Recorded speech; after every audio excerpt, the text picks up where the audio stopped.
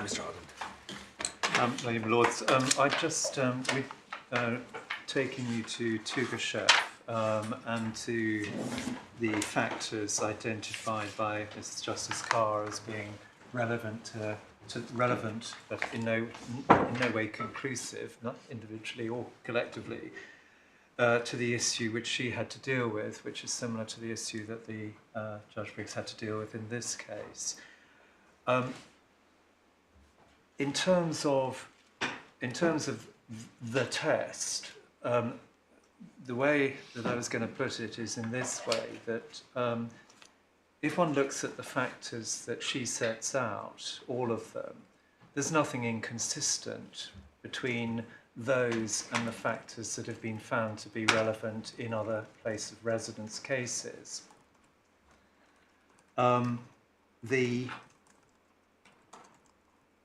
They're useful, but they're not conclusive. These are just matters to which the court can properly have regard. By the factors, are you talking about the ones that are actually from Bestelov?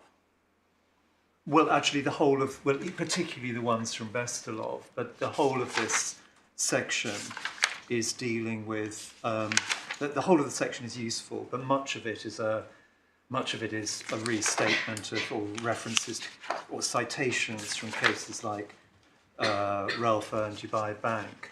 The useful one, particularly useful ones are 120 from Bestelov.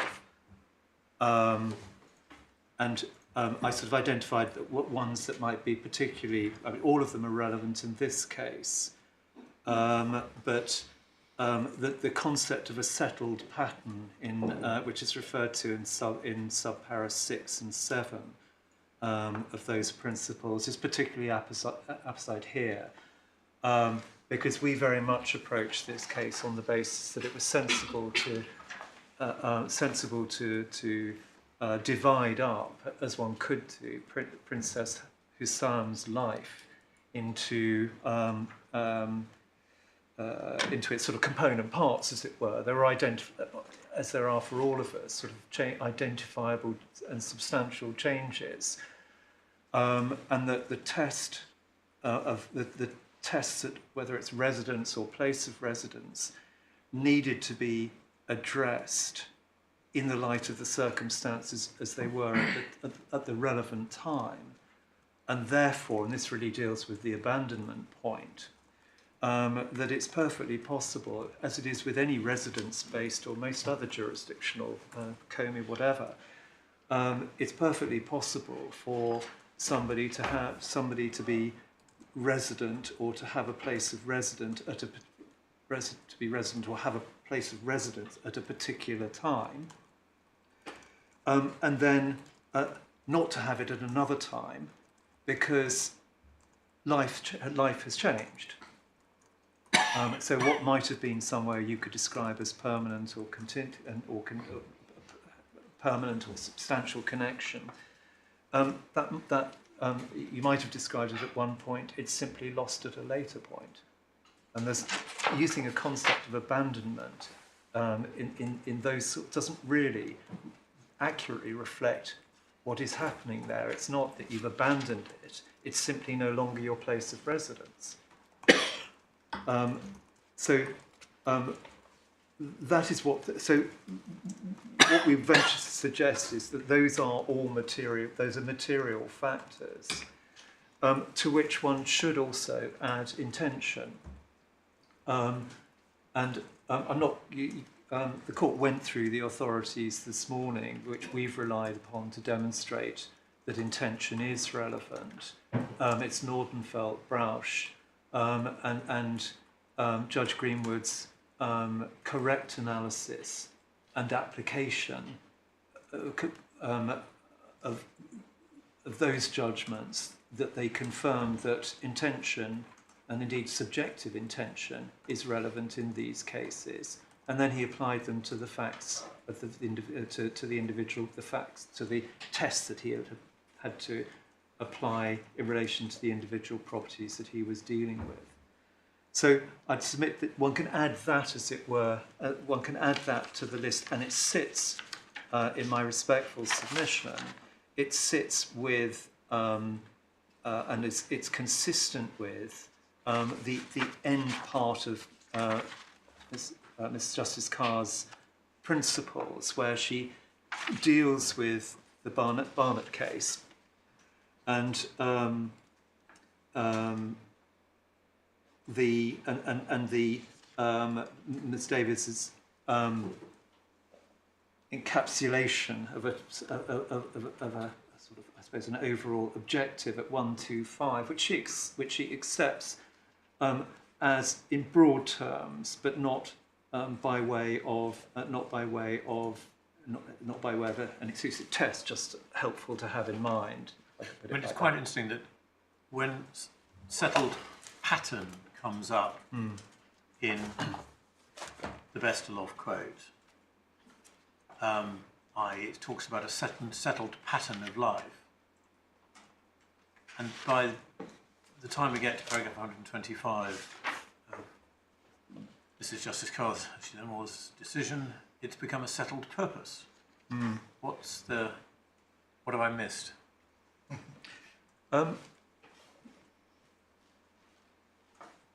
They look like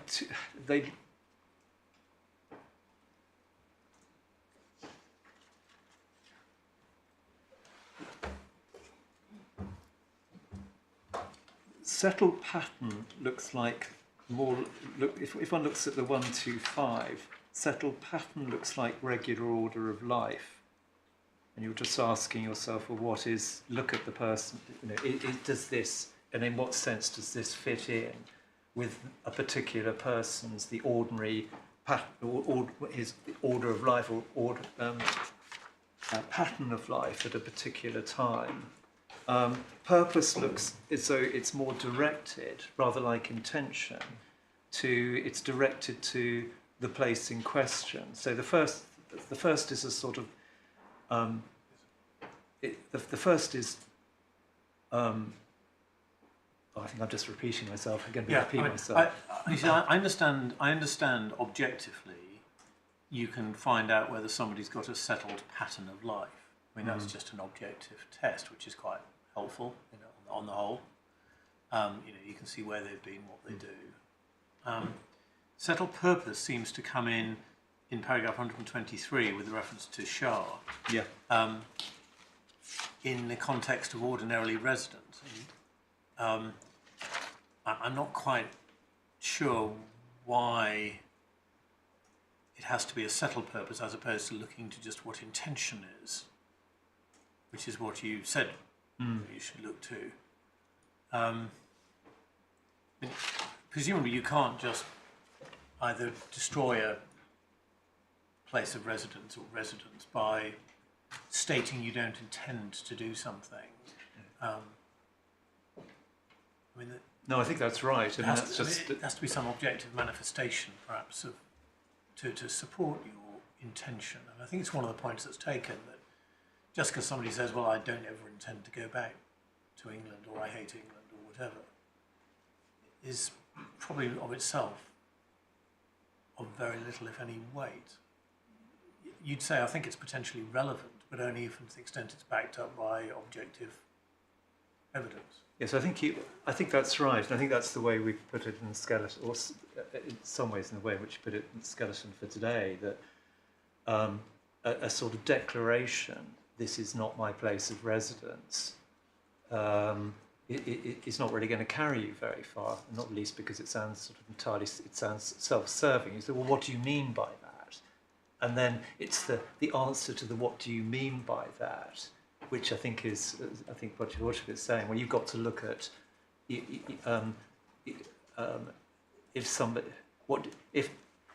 it may be a sort of an inquiry by stages. You get that first sort of the first statement of intent, which doesn't help very much. Then you get an answer to the second. You get an answer to the second question, which is, well, because I never intend to come here again. To which you then get a further question, well, why is that? And it's only when one's got to the third, the answer to the third, that you're probably beginning to understand what the relevant intent is, and whether it's relevant or not, and indeed made out.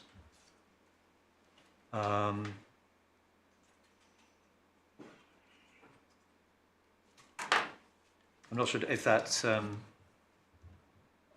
not sure if that answers your lordship's question. I mean, it's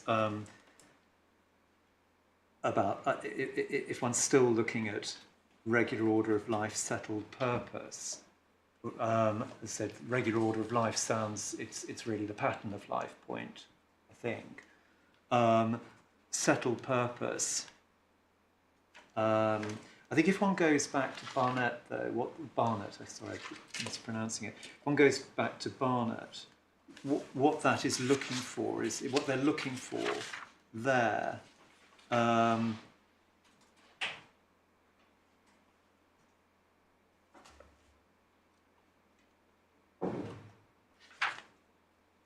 It looks like a particular purpose. I'm just looking back at the extract from 344C to D, page 184 of the 123 of the judgment, 184 of the bundles. You see what the purposes that are identified are, and so they're they are various, and sort of a settled. It's curious. Well, just before there as well, at the tail end of the Lord Scarman's previous extract, where he says, ordinarily resident refers to a man's abode in a particular place or country which he has adopted voluntarily and for settled purposes as part of the regular order of his life for the time being. I mean, anyway, it may be a bit conceptual, but I understand settled pattern. That I clearly understand as a concept, which seems, as you say, to have something to do with regular order of life. That would be synonymous. I just don't understand quite where purpose comes in. I also understand your submission that intention is a relevant factor, but will obviously be a stronger factor if it's backed up with some objective evidence. Yeah. What I'm not clear about is whether a requirement for a, quote, settled purpose is necessary to have a place of residence. That's really what I'm sort of trying to ask you, I suppose. If one were looking at this in terms of, if one just for the moment assume that one equates residence and place of residence, the residence there, one uses residence, one imports residence into place of residence. So far as residence is concerned, the purpose for which you use a property is going to be relevant. But I mean, I could come to this country from abroad for all sorts of different reasons, and stay in the same place, which every time I come here I rent, or perhaps even I own, or which I have a freedom to use. Why does my purpose of coming here, or the reason that I'm visiting the house, why does it, what's the settled purpose? I don't know what settled purpose really brings to the party in this sense.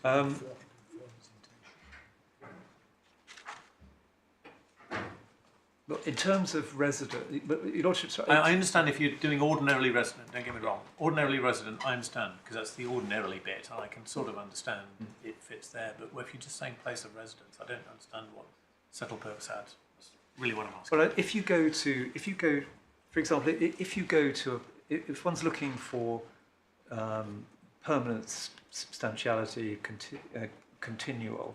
One's assuming that that's relevant to this to the question. Then, if you go to the same place over and over and over again for the same purpose, then that would be a factor in favour of that place being a place of residence, simply because your occupation has a quality of well, certainly it's continual, although periodic, but continual, and substantial in the sense that it just keeps happening. So that's where we see it that's where one could see it as being relevant.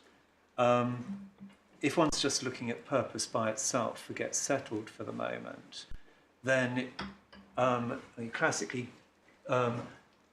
going somewhere on holiday does not qualify for residence, and we would submit fairly obviously that where you go on holiday won't be for you a place of residence. Why not? Because it doesn't have I go on holiday to the same place every year. it could. I was really thinking about it's material to ask what the purpose is, and then having identified what the purpose is, if it's a one-off, then that's one thing. At some point it might turn into something else, residence, if you keep going over and over and over again. But there are many factors to be weighed in the balance before you... Yeah, in fact it's a holiday. In fact my purpose is holiday. This is what I'm sort of saying. In fact I have a settled purpose of having a holiday. I'm not sure what it adds. I mean, if I have a place to which I have a settled pattern of going to live during the summer months, I don't see why that's... The one absorbs the other, the pattern absorbs the purpose. Anyway, okay, I think I'll probably thrash this dead beast enough. Well, it's not a... It is... I mean... It's not an easy. It's not easy to find a solution which gives you clear answers to these sorts of questions. And I've dealt, as I said, I sort of mentioned intention. I wasn't going to deal with it because it's in the authorities. And so what I was going to suggest is that these factors are material, along with intention,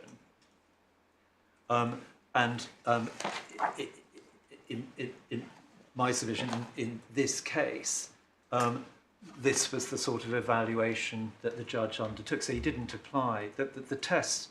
The available properties test is in our submission plainly wrong. So the question then was, well, what's the proper one, and did the judge get it right? And our submission on that is that he did.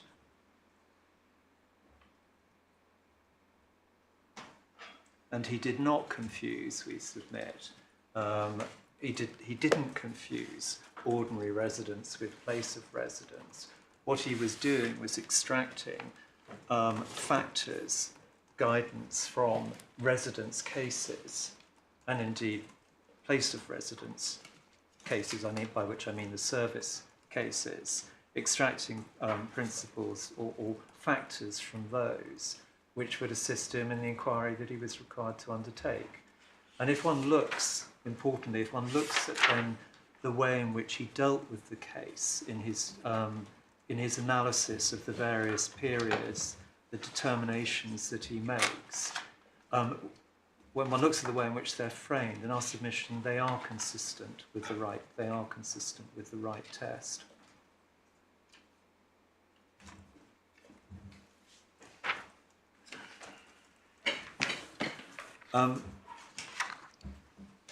That deals with ground one. I'm sorry that took a long time, although I think certain things flow from that. Can I just say something just before I move on to anything else? Just on how the rest of the next 32 minutes goes. We'd anticipated that. We understand that. The court's not going to be addressed on limitation points today, in which case I don't need to give Mr. Jones, who's come to address them, any time. So I've got another 16 minutes, so that is what I understand to be the position.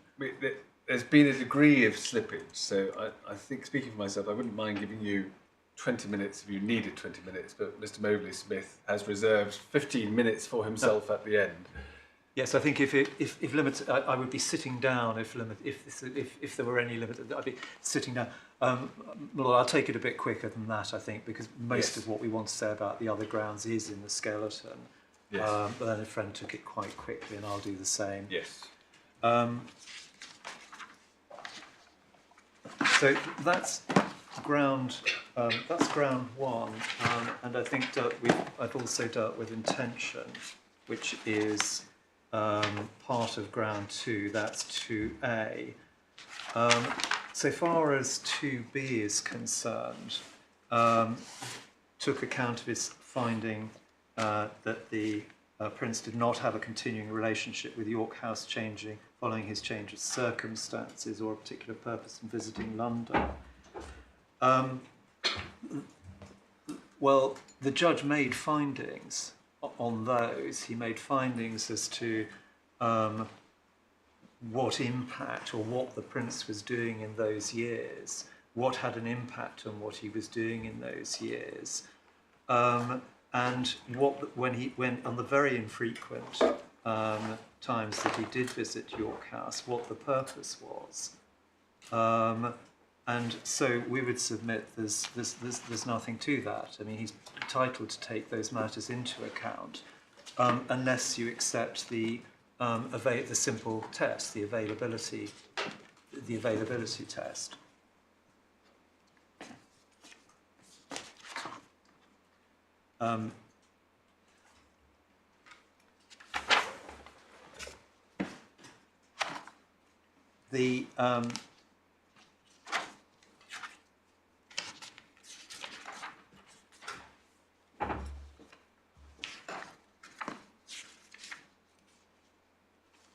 And I think there's been, in all of this, there's been an element on both sides of picking the bits of the transcript that help them.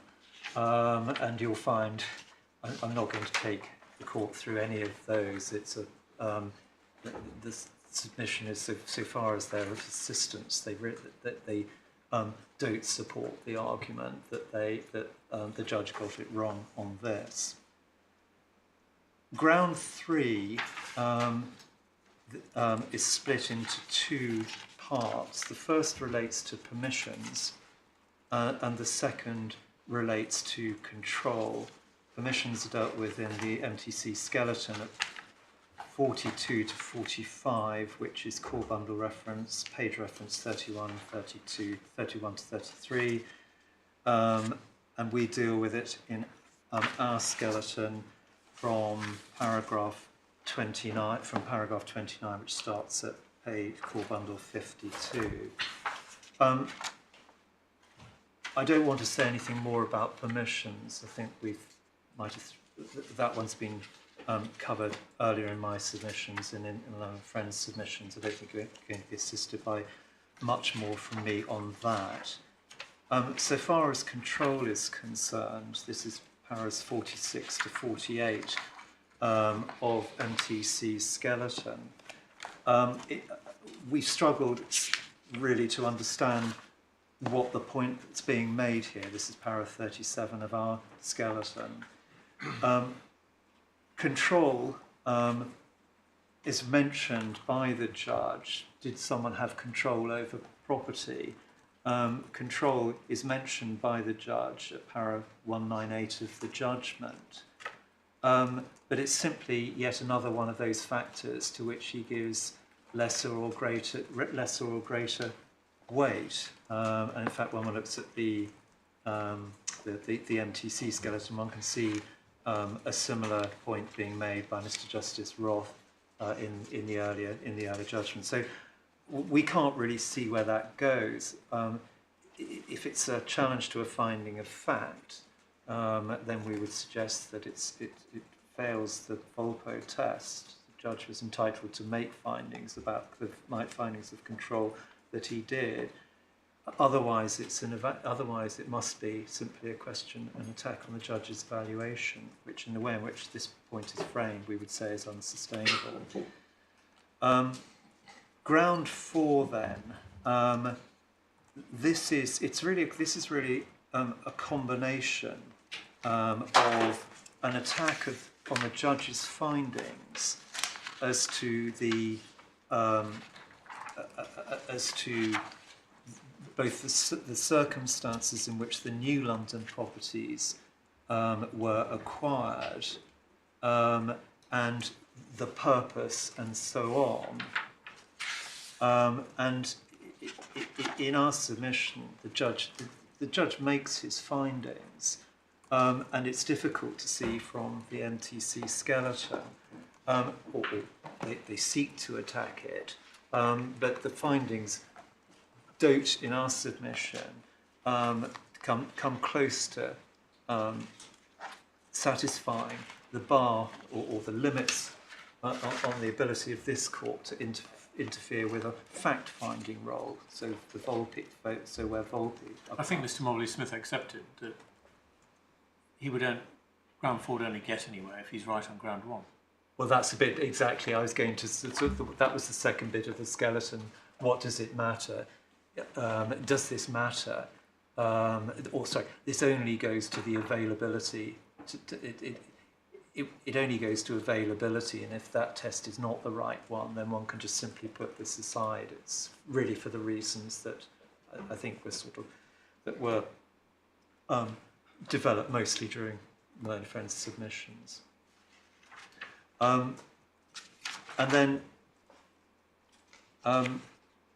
that leaves ground 5, which really is probably of all of them, the one which is is in all respects an attack on fact-finding.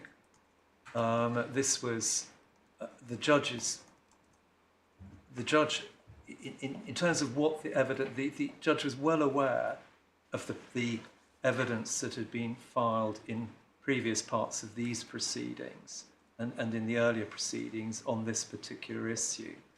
He then had the trial witness statement served in July 2024 from Prince Hussam, particularly from Prince Hussam and Mr. Handra, which dealt fully with this. And then both of them were cross-examined on them quite extensively. And the judge found the facts. And that really is the end of it.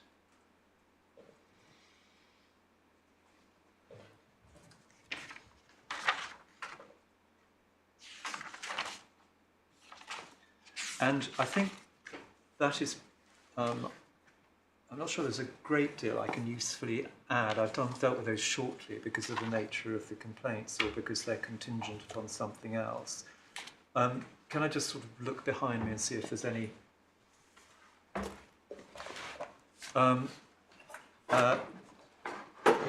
Lady Milord, those are my submissions. If you have anything I else. don't detect any more questions, so thank you very much, Mr. Arden. Mr. Mobley-Smith. Just going to deal with the question of test. Yes. Seems to me that's really the focus of those friends' submissions. In terms of the authorities, he's relied on the service authorities. My respectful submission that really is looking in the wrong place for an answer, because that is looking at a totally different concept of residing. And where you're looking to settle a pattern of life, for instance, you can see why that's important in terms of deciding whether someone is residing in a particular country, for instance. It's not answering the question of whether something is a resident.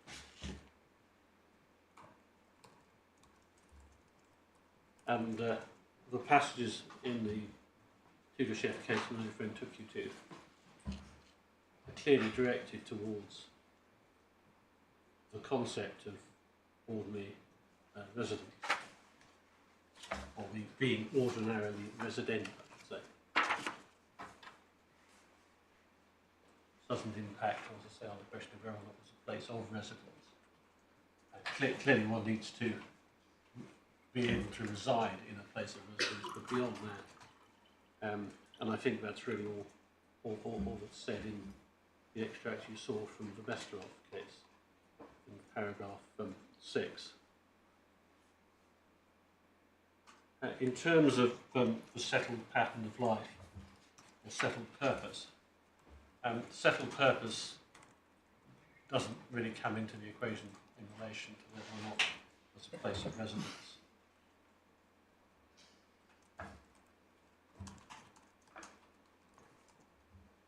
As we all said, in terms of the purpose for being in a property, that's entirely irrelevant to whether or not it's a place of residence. Why you happen to be there doesn't impact on whether or not you're residing there. As for settled pattern of life, as I say, that's dealing with the historical period over which you have been resident in a particular country. It's looking at that pattern of life, which is irrelevant to the question of whether or not there's a place of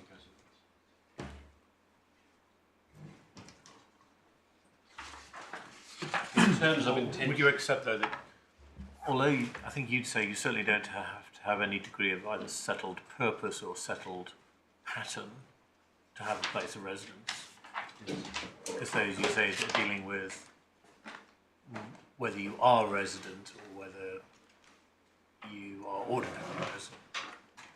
But does the frequency or the regularity with which you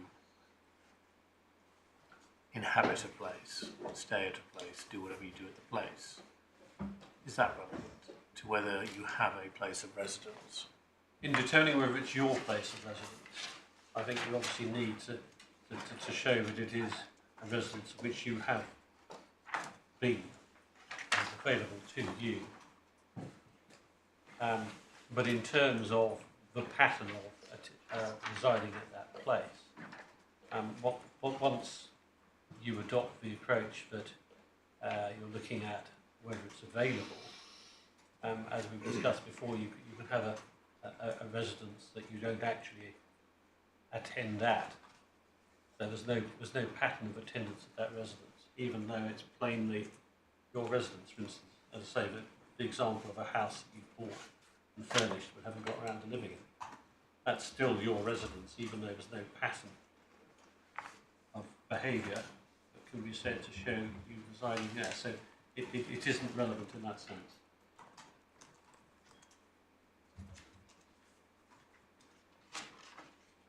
In terms of intention, lady friend accepted that subjective intention is a difficult thing to deal with because, of course, everyone would then say when faced with a bankruptcy petition, I didn't actually intend to, although I was physically in the country, I didn't intend to be residing there. And plainly that can't be the test. And if you take away subjective intention,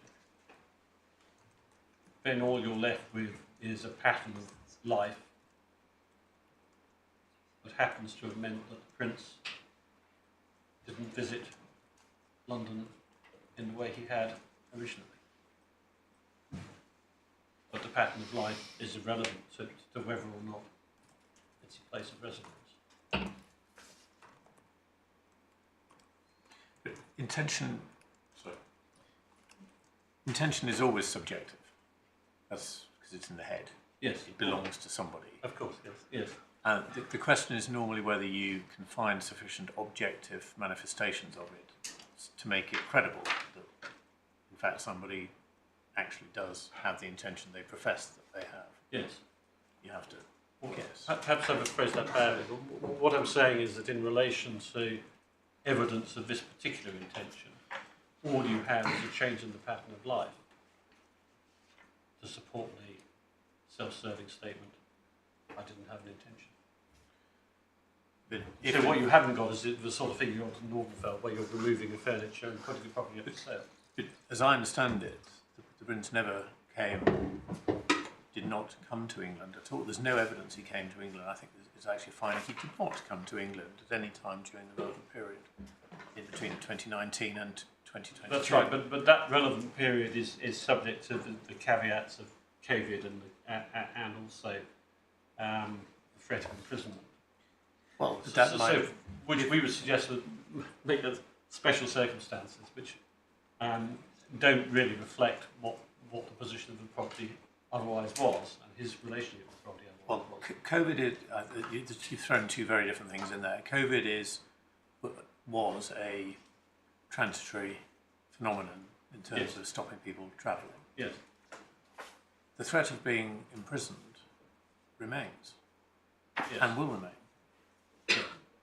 And if, as I understand it, the Prince's evidence was, for various reasons, I don't want to go to England, one of which is I'll be imprisoned if I go, why is that statement of subjective intent backed up by a very good at least a good reason objectively speaking, why he wouldn't want to do it? I mean, I'm not saying it's a good reason generally, but you can understand why he might genuinely believe what he says he believes. Why isn't that relevant? But in terms of the availability of the place of residence, is still available to him, and obviously in relation to contempt, he could purchase contempt and be in a position then to return to coming to London.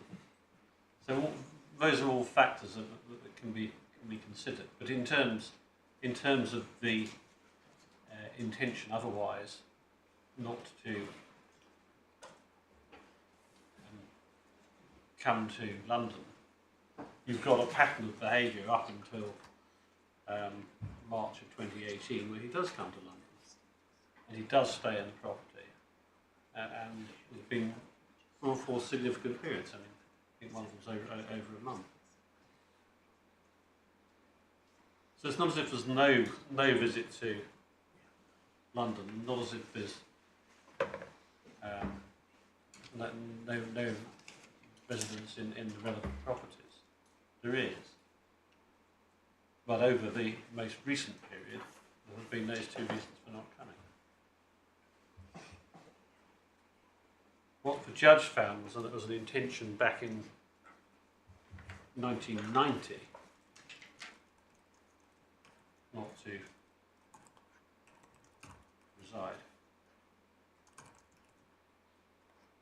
And that isn't backed up by any evidence other than the pattern of life, which is simply that he stayed principally in Saudi Arabia at his home until he became companion to the king in 2014, and until he became emir in 2080.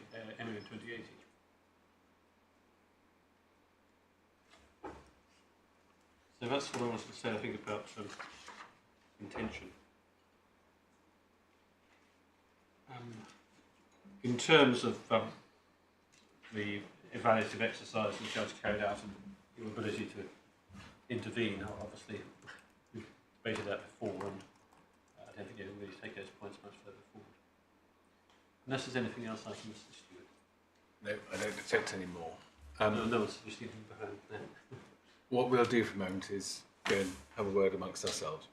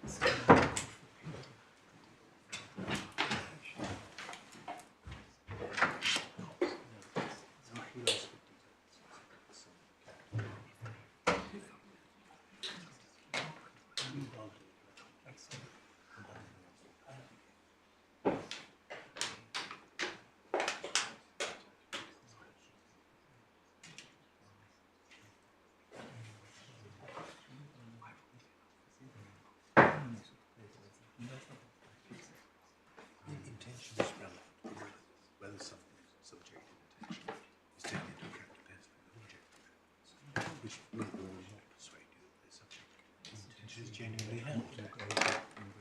Yeah, that's the thing about asking the question. Yeah.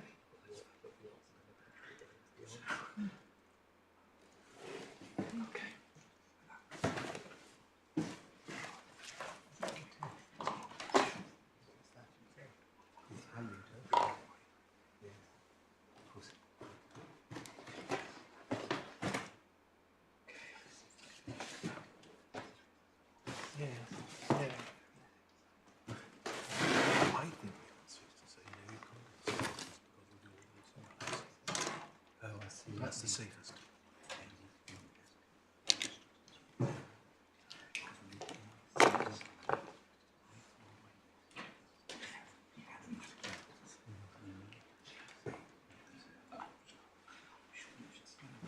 Yeah.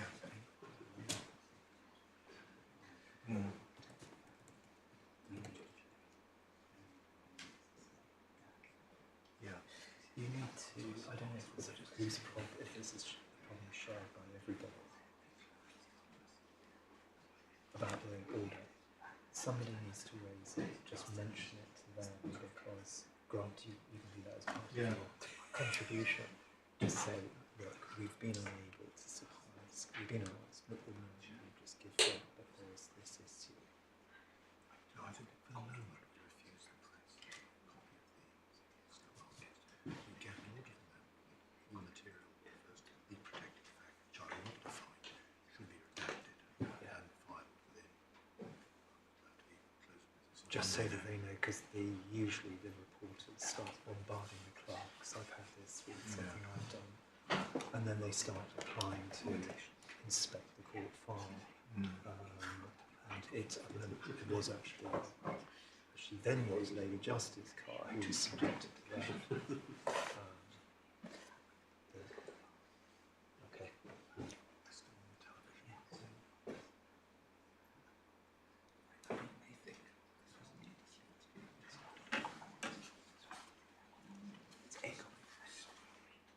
No, I've got 3.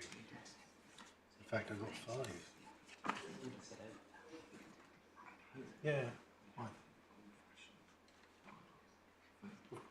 Which can't do that.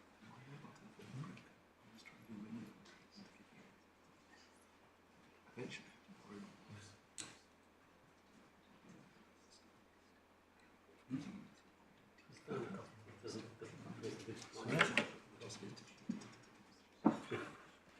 Yes. It's one of those dangerous. It's like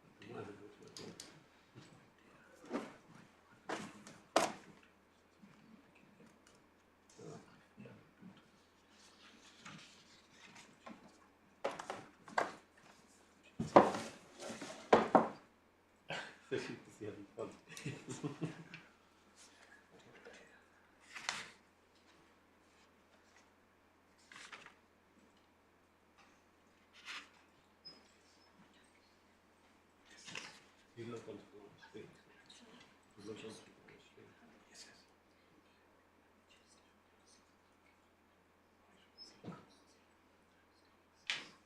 Next Thursday. Right, okay.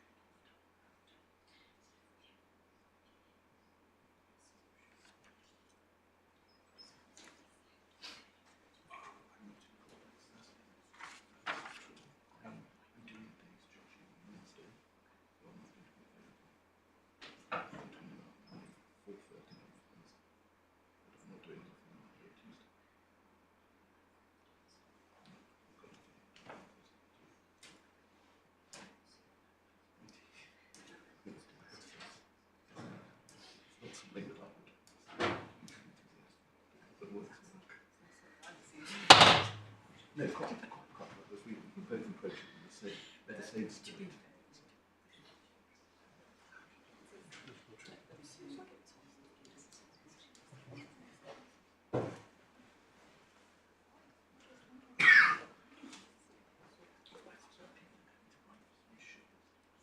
Well, that's something.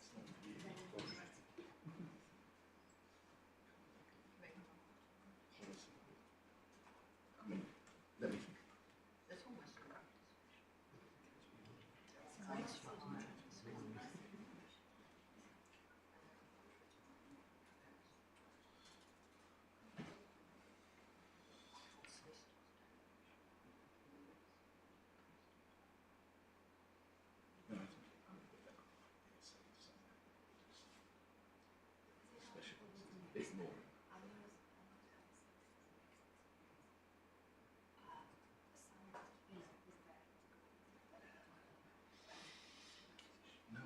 I can't imagine the system the insurance work for them. Tell me I'm wrong.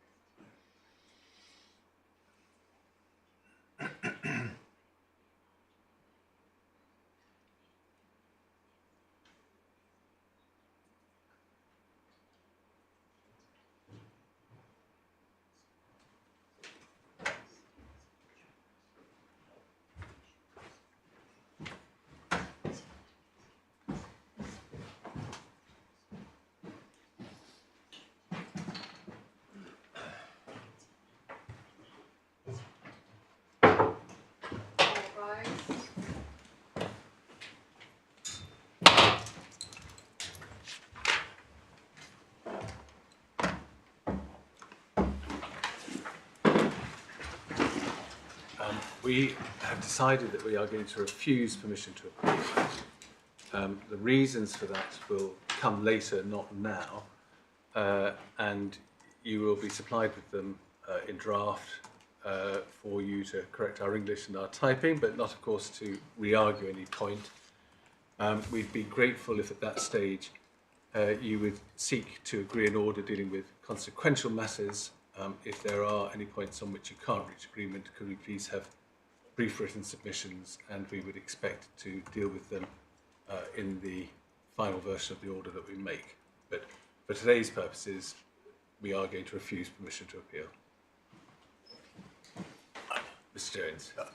Lord and Lady, there's two ancillary matters I'd like to raise. First, of course, is the principle of costs, if the court would deal That's with what that. we dealt with in the consequential matters. Very well.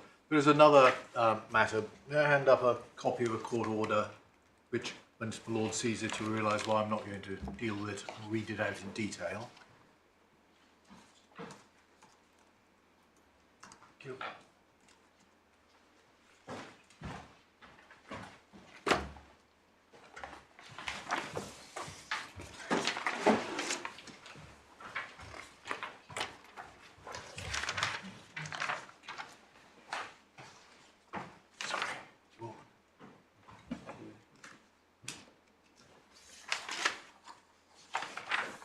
It contains, within the body of the order made by the learned judge, first instance, definition of protected facts, definition of unredacted documents.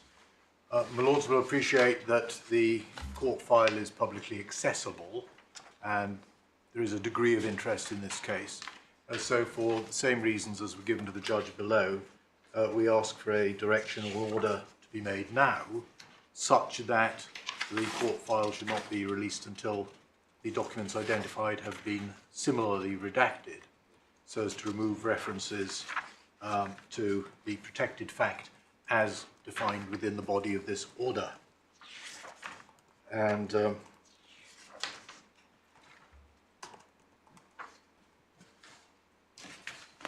will find the non-disclosure part of that order starts at internal page 3.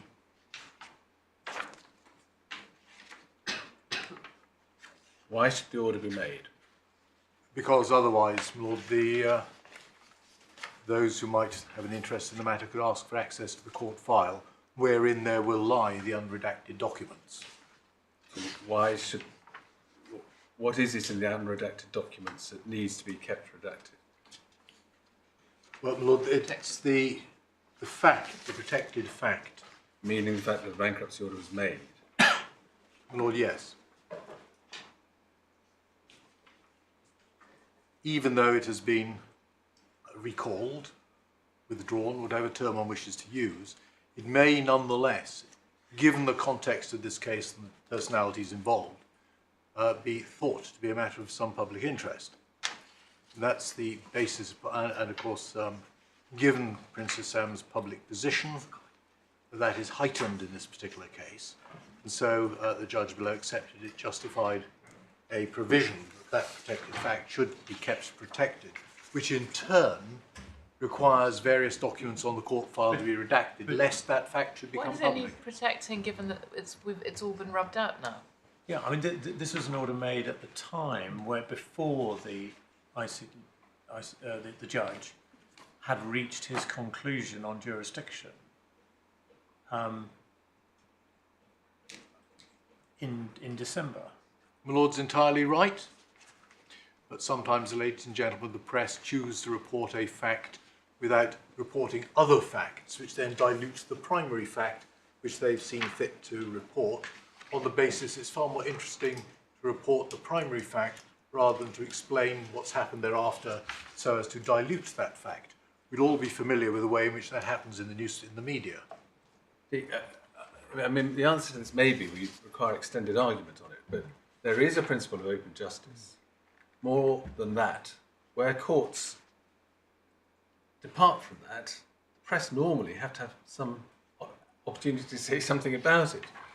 And they might well have something to say about this. I'm not quite sure what the justification for the departure from the principle of open justice is. But And if I can just add, this order was made in between the hearing that took place in December, yes, when the judge reserved his judgment on jurisdiction. Yes. that's correct. Yes. And is this, what's the time scale of this? Because the judge subsequently revoked the order that is the subject of the protected fact. Yes. From my memory, they were a week apart. So the hearing finished, substantive hearing finished at about 4:30 in the afternoon on Friday, the 6th of December. This order, although was sealed on the 13th, that's the following Friday. Yes, but my point was when the judge gave his judgment saying that there's no jurisdiction to entertain a bankruptcy petition and dismissed the petition, Yes. what did he do with this? But this order remains extant. Did he give reasons for that or not? No, I, in fairness to the learned judge, I don't think it was addressed at that stage because there was a hand down of judgment without parties needing to attend. Why do you, just looking at this order now, is this order lapsing? It hasn't lapsed. But is there any provision for it to lapse, except upon 14 days' notice? Well, my lord, the answer to that is no. There's not. In which case, whatever my doubts about whether I would be inclined to make this order, I'm not quite sure why you need one. Well, my lord, because it may well be argued that the documents lodged in the Court of Appeal I file see, yes. are separate from those So you want a separate order in relation referred to to in this order. the documents Yes. that we have had? And to address my lord's point that open justice, no quarrel with that, access to the press, no quarrel with that, they may want to be heard, no quarrel with that. What I would ask is that the court should at least make an order pro tem, giving the press or representative thereof leave to make written submissions in the event of them wishing the court to vary that pro tem order. I mean, on this basis, well, are you suggesting they can't use what they have heard in open court today? Lord, I deliberately avoided referring to the protected fact. Yes, we would seek an order to that effect for the same reasons as were relied upon below, which are briefly these. Prince Hussam, of course, holds an important public position. He's part of the governmental machinery in Saudi Arabia, and one can imagine very easily the prejudice to his position or the embarrassment in his position if there is a reporting of the protected fact Equivalent to other than in circumstances where it is contextualised. equivalent to the embarrassment that's caused by the fact he's subject to a 12-month prison sentence for contempt if he comes back to this jurisdiction, or that he's hasn't paid his judgment debts, his arbitration debts. Well, my lord, yes, but we are dealing with the particular stigma that could attach to a bankruptcy order, which is rather different, we would say, because it impinges upon his financial status, and that in some But he cultures is the subject is to a particularly... bankruptcy order because we've just refused permission to appeal against the judgment below. Lady, I entirely understand that, but as I say, we are all familiar with the press in this country, and I have no reason to doubt it's different in other countries, reporting the bits that suit them or their readership or their bid to boost circulation, without of necessity contextualising what they are reporting upon. And so the press could, for instance, report the protected fact either without explaining what's happened thereafter, or putting what's happened thereafter in 8-point print at the very bottom of the page that nobody actually reads it. And in circumstances where you have an important public figure involved in the governmental machinery in another country, sovereign state, it's our submission that should be restrained in the way we've suggested. And the way to do it, maintaining a balance, as this court of course wants to do, between the various interests of the differing parties, would be to make the order pro tem and give the press leave to apply to discharge that upon either written argument or indeed possibly oral argument in due course. But they will lose nothing in the interim. But we can't make an order in these terms. First of all, because the first part of the order, paragraph 1, says the hearing's in private. Well, the hearing hasn't been in private. In fact, it's been live streamed. And when parties were notified of the hearing would be live streamed. Nobody said, oh goodness me, it has to be in private. Number 2 says no reporting. So this would be, is this, what is this? Is this a injunction against the world at large from reporting the protected fact? Yes. So what we're going to make that order without No. hearing anybody who would be affected by it? What we're inviting you to do today is to make a more limited order relating to the court documents not being accessed until redacted so as to redact out the protected fact. So it's as short as that. I accept. That also invites us to permit court documents to be redacted, to remove reference to the order that has been pronounced in open court and has been the subject of an open discussion in court today. I think this is quite, if I may say so, strikes me as quite an extreme proposition. Well, my lady, I try not to be extreme. I try to be balanced. Are we But here the- dealing with Rule 12.39 of the insolvency rules, which I can't remember what it says? Well, it effectively Or provides. are we dealing with, it is those rules, not the CPR? Or is it the CPR? The insolvency rules. Even though we're now on appeal. Sorry? Even though we're now on appeal. I think so, yes. Um, I don't have them immediately to hand. so what does 12.39 say? Paraphrasing, it allows the court to make an order restricting access to various items of material. Junior, hands up. Relevant rules. Well, I've got one old Celia Millman, Yes. but I don't think it's changed. So I was trying to think as the point that Lord Justice Newey raised is whether this is CPRs or insolvency rules. If it's insolvency rules, then there is in any of there's the court file, and there is in fact a limited right to inspect in any event. Can you tell me what the limited right is? Shall I read it? Well, I can do this. Right. It's Rule 1239, and it's subpara 3 of that rule. Who may inspect, file, or obtain copy? The following may inspect the court file or obtain from the court a copy of the court file or of any document in the court file. A. Office holder in the proceedings. B. Secretary of State. C. Creditor who provides the court with a statement confirming that the person is a creditor of the company or the individual to whom the proceedings relate.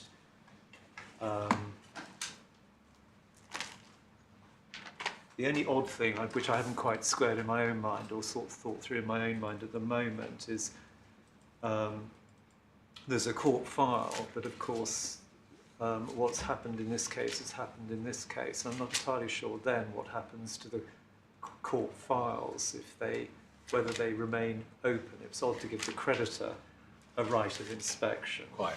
What one can do. And that's a right of inspection in relation to those people without notice. That's right. And then anybody, I think anyone else with the court, if the court gives permission. The way I've seen this sort of thing being dealt with recently in terms of court, in terms of the insolvency court file, is you can note on the court file it's a sort of instruction or a direction to the ICC judge who deals with an application to inspect, a direction to the effect that the party seeking to keep the file closed, as it were, to that person, Yes. be notified of any application for permission.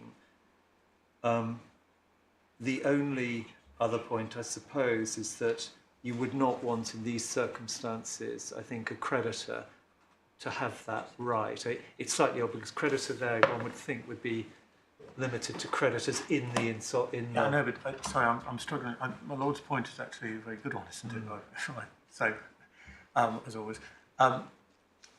the file that this court has is a CE file, Court of Appeal file. The file that Insolvency Rule 1239 is talking about is the file that is maintained by the court dealing with the insolvency proceedings.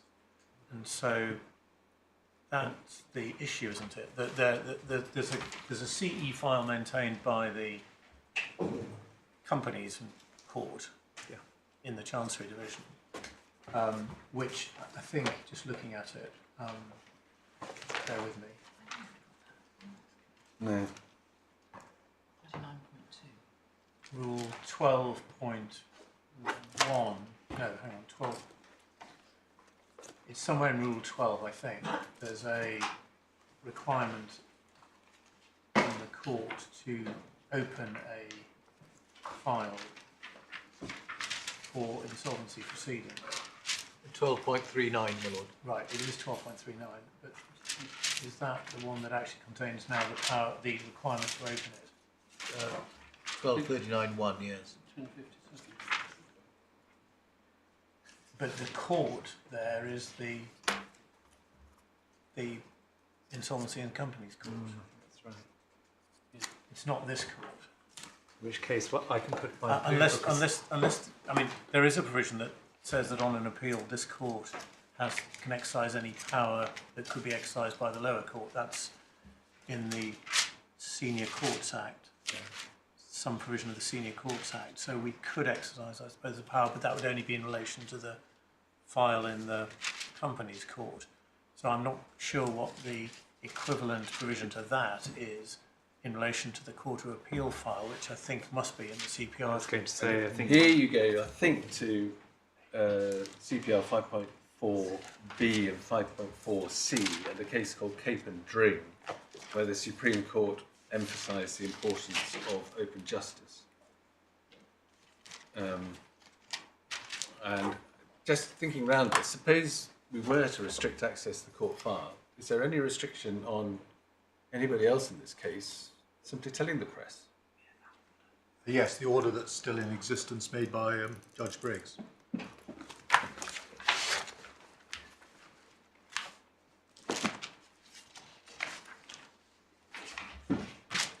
It's internal page 3, bottom of the page, paragraph 5.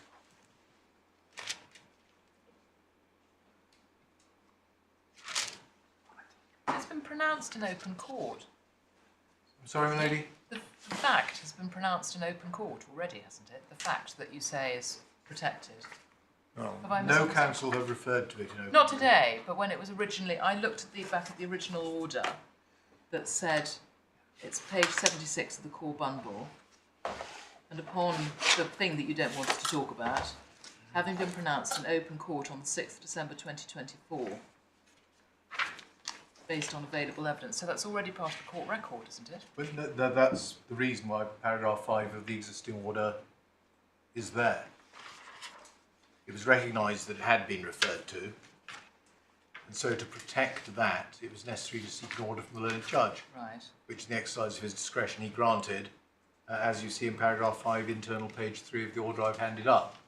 Yeah, I'm troubled. I'm very troubled by that. I can't, yes, like my lady, I can't understand why the third recital at page 76, third recital at page 76 of the core bundle seems to be inconsistent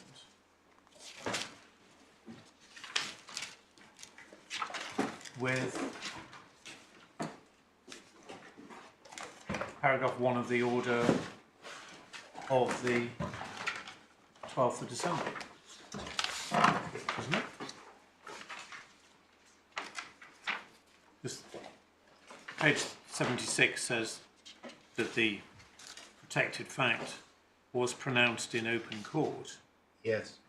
and yet paragraph 1 of the order of the 12th of December says that, well, this hearing shall be in private, whatever this hearing was. Is that this hearing just the one that led to the order on the 12th? That's right, yes. So in fact, there says that the previous order was indeed pronounced in open court. I think I might be wrong about that. I have a recollection of the press.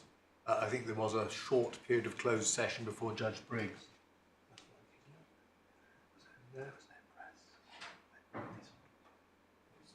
No, I'm reminded by the learned juniors, it related only to the occasion when this order was made, not any part of the trial itself. Including The trial's presumably. in open, the order is pronounced in open, and then what, a week or whenever it is later, sometime later, Yes. there's an application in private to Yes. discuss a fact that had already been stated in open court, and that should retrospectively or after the event be shielded from the press. Yes. That's what happened. And were the press notified of this? Were the press present? Were they notified of that? Did they have an opportunity to make submissions?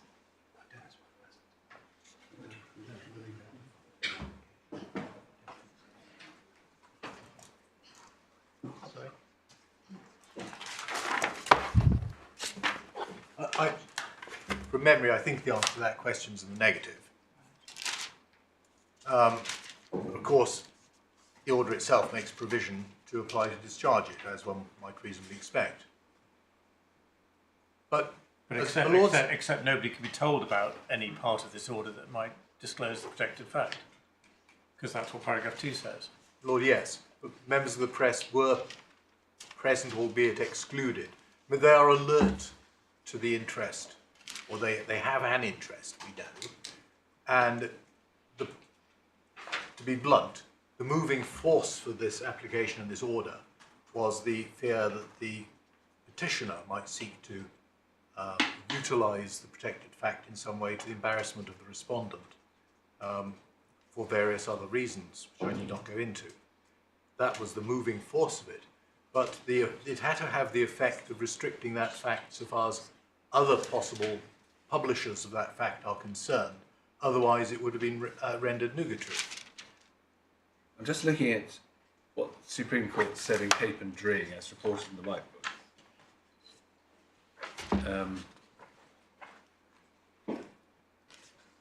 There may be very good reasons for denying access. The most obvious ones are national security, the protection of the interests of children or mentally disabled adults, the protection of privacy interests more generally, and the protection of trade secrets and commercial confidentiality.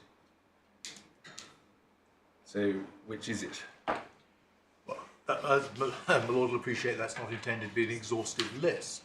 Yeah, it's a living list, we would say, and it doesn't need to, in that case, it didn't need to address the issue of comity between states where you have a governmental official who would be within the culture within which he lives and works, would be potentially caused enormous embarrassment, perhaps political difficulty, I can't be sure about that, within the realms within which he operates. And so, in those circumstances, we would say there is a proper reason that can be added to that list, which really comes down to international comity in those sort of circumstances. I'm not quite sure how much sympathy we should have for the Prince in circumstances where he owes this enormous amount of money, and the only reason he's not being made bankrupt here now is that he hasn't got a residence here. Well, my Lord, And as my Lord said, he's been subject to contempt proceedings, which one would have thought ought to be very damaging to his reputation. yes. Well, it's not. We say it's not a matter of sympathy or not. It's a matter of applying, in a way, a principle that if there is a protected fact currently in existence, which would be exposed by access to this court's file in its unredacted form, it would have the effect of negating or circumventing the order currently in force. That's one reason. The second reason is what I'm going to generally call the comity reason, where you have somebody in a high governmental position for whom there might be repercussions of the type that we may not necessarily appreciate in a different culture, arising from what could be a publication, a skewed publication of a fact without the press also carrying with it an explanation as to what's happened subsequently. The way that these applications are usually approached, because they come up quite often, is that you start with the principle of open justice under Article 10, and then you say, is a derogation justified on the facts? So it is a balancing exercise, and it isn't a knockout blow to say that there's a comity issue. There has to be, I don't know if there ever was, a balancing of the interests of open justice against the proposed derogation from it. And No, I don't dissent from that proposition. What I say is that when you undertake that balancing act, the list of features that the Lord has just identified is not a closed list, and it is open to the court to take the view that, for the reasons I have already given, and I won't repeat them because they don't usually improve for repetition, the court should nonetheless, at least on a pro tem basis, afford the protection. Now, I see my lady's not immediately I've never heard of a to that pro tem. I mean, proposition. you'd normally have the discussion at the time and on notice. I haven't. I Well, haven't got into it. to some extent, I'm take the point against myself. The current order that's in place is arguably sufficient. So what I was asking this court to do is, in fact, give me not only a belt but a set of braces as well. Well, you asked us to extend it. Yes. I mean, as you say, for good or ill, whatever we may think about the order is there. Yes. But I mean, I've got 2 points. I mean, well, 3 points. Sorry. I mean, the first is that since this is the final disposal of this bankruptcy petition,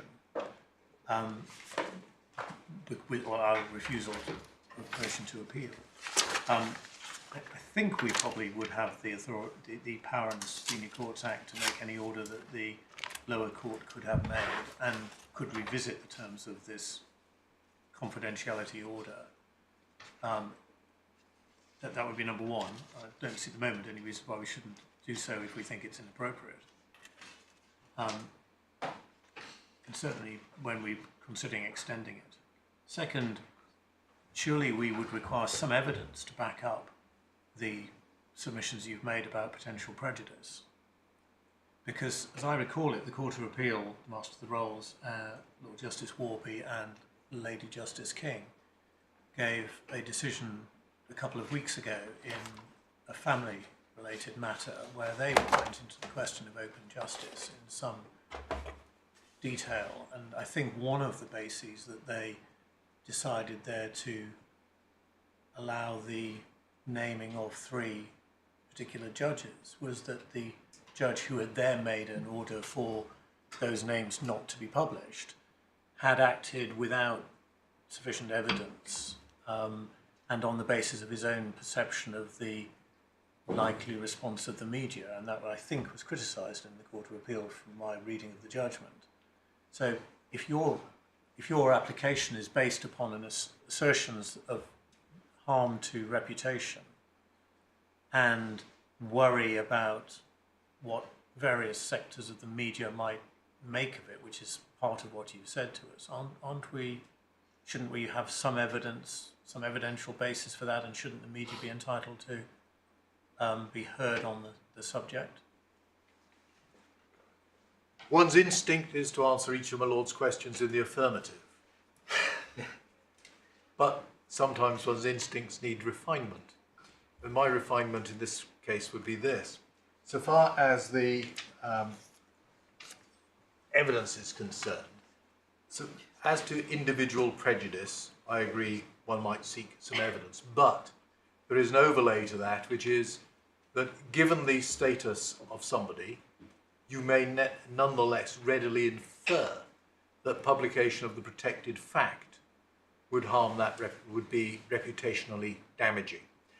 In a context which is different to that which pertains in the UK, because you have a context of a culture with which we may think we understand the differences between our culture and the culture in KSA, but very often in the West we think we understand things. The disorder doesn't affect anybody outside the jurisdiction anyway. No, but the rationale for it is the reputational harm within KSA. What I think we might do is just hear if Mr. Mobley Smith has anything to say about this, and then possibly rise and have a word amongst ourselves. Well, very little, obviously. Not really our affair. No. But there is absolutely no evidence. There's never been any evidence about any of the matters no offence being thrown to. And so there's no evidential basis that the court can proceed on. think they'll rise for a word.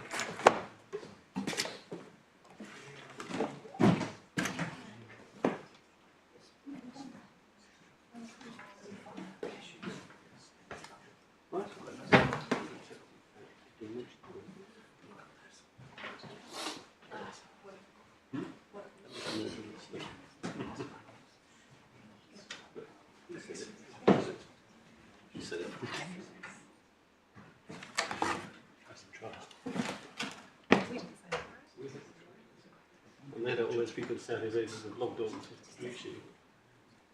Is he making any?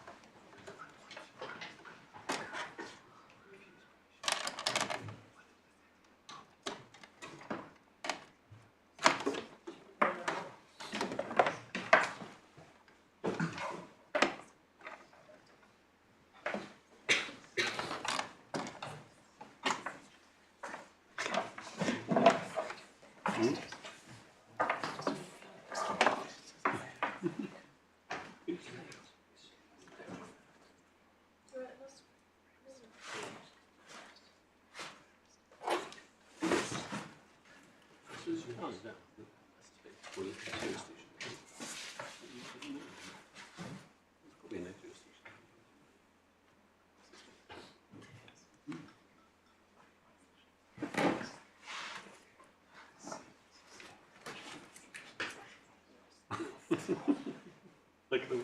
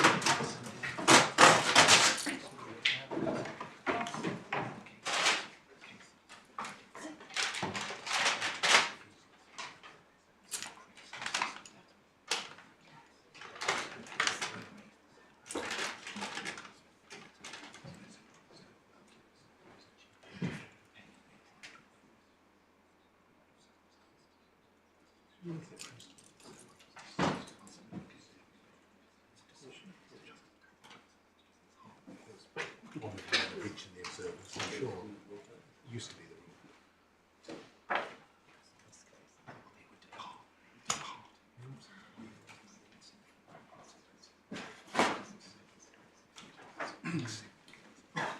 Yeah.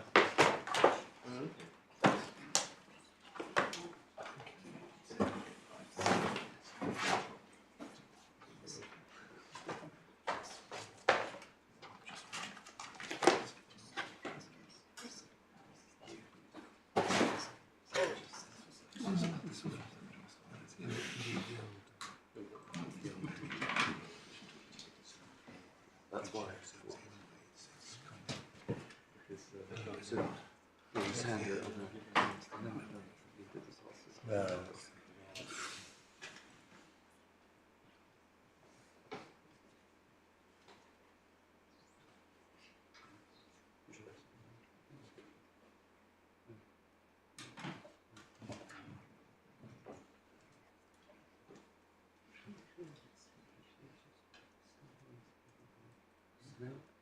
No.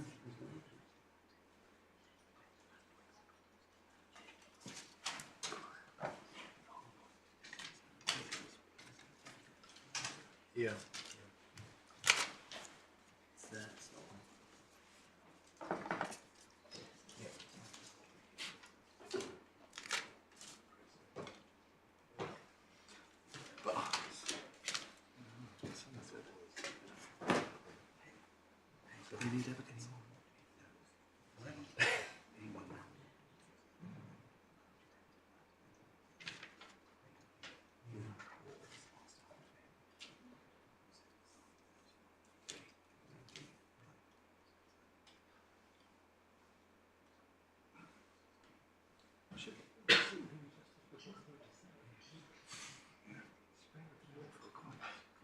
Well, no, because he's more than basis of I think it's.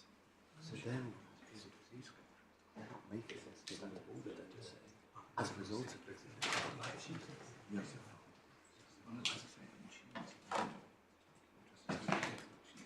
Exactly. Yeah.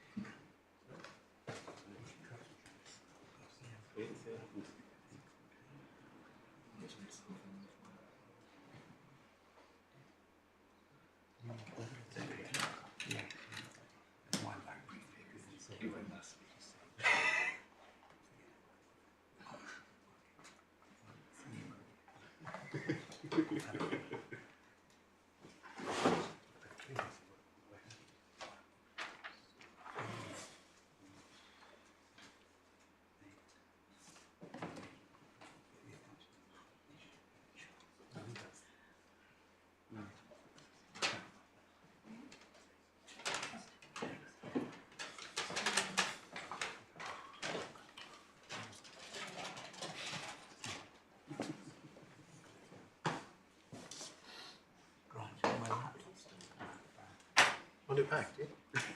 That's not mine. That's Stephen's. Is that? Give me a minute. Is that yours? Stephen. No. Who's yours? Oh, it's someone back here.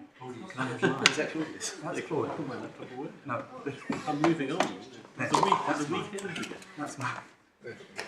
Yes. Thanks, Gordon.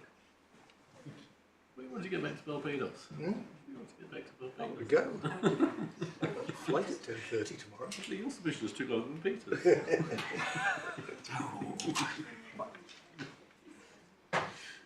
It's just the nature of the job. You want something to do, you know. The lady just wrote the surname, they just. Yes. Set her on fire. I think it's more engage with me. Jealous of your son, Ted. Yeah. It's been long enough.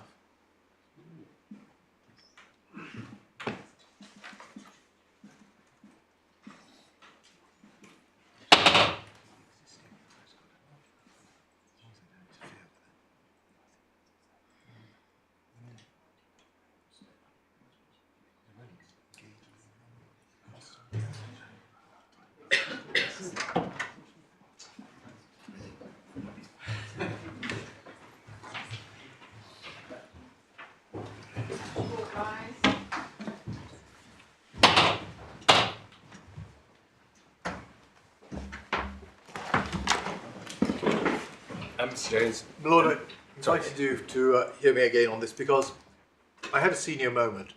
There was, in fact, evidence before Judge Briggs at the subsequent hearing in the form of a witness statement from my instructions. For present purposes, it makes no difference.